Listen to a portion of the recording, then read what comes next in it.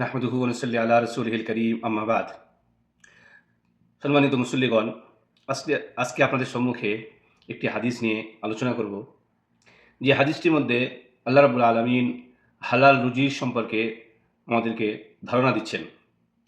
যে হাদিসটি ইমাম মুসলিম রাহমাতুল্লাহ আলাইহি তার কিতাবের মধ্যে তিনি বর্ণনা করেছেন। আবু হুরায়রা রাদিয়াল্লাহু তাআলা আনহু থেকে বর্ণিত। আনা আবি হুরায়রা রাদিয়াল্লাহু তাআলা আনহু قال قال رسول الله صلى الله عليه وسلم إن الله طيب لا يقبل إلا طيبا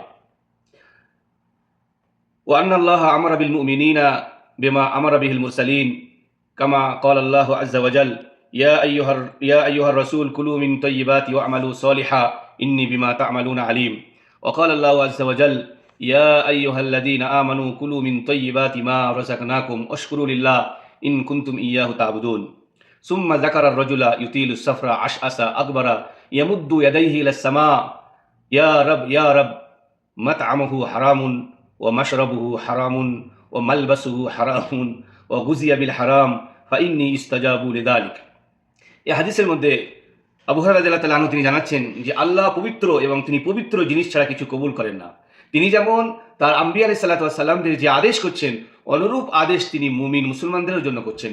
যেমন আম্বিয়া আলাইহিস সালাতু ওয়াস সালামদের সম্পর্কে আল্লাহ বলছেন, ইয়া আইয়ুহার রাসূল কুলু মিন তাইয়্যিবাত, হে রাসূল সম্প্রদায় তোমরা পবিত্র রুজি ভক্ষণ করো। তদ্রূপ মুমিনদের জন্য, আমাদের জন্য আল্লাহ রাব্বুল আলামিন বলছেন, ইয়া আইয়ুহাল্লাযীনা আমানু কুলু মিন তাইয়্যিবাতি মা রাযাকনাকুম, হে বিশ্বাসী বান্দারা তোমাদেরকে যে রুজি দান করা হয়েছে হালাল রুজি থেকে তোমরা ভক্ষণ করো।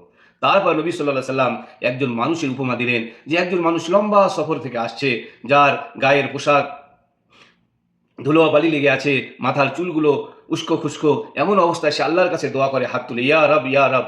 কিন্তু আল্লাহ রাব্বুল আলামিন বলছেন মাকালাহু হারামুন, সে যে রুজিটা ভক্ষণ করে সেই রুজিটা হচ্ছে হারাম। ও মাশরাবুহু হারামুন, তার পানীয় বস্তু যে জিনিসটা সে পান করে সেটাও হারাম।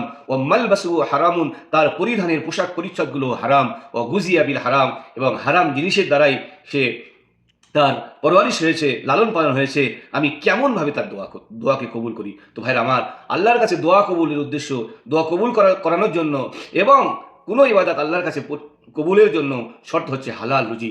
এই জন্য আমাদের রুজিতে কিভাবে আমরা কামাচ্ছি, কোন পথে আমরা রুজি উপার্জন করছি, এটা অবশ্যই আমাদের খেয়াল রাখা দরকার, যাতে করে হারাম রুজির মধ্যে আমরা, হারাম ব্যবসার মধ্যে আমরা জড়িত না হয়ে যাই। আল্লাহ রাব্বুল আলামিন আমাদের প্রত্যেককে হালালভাবে উপার্জন করার তৌফিক দান করুক এবং হারাম জিনিস থেকে আল্লাহ রাব্বুল আলামিন আমাদের দূরে থাকার তৌফিক দান করুক। ওমা তৌফিকি ইল্লা বিল্লাহ।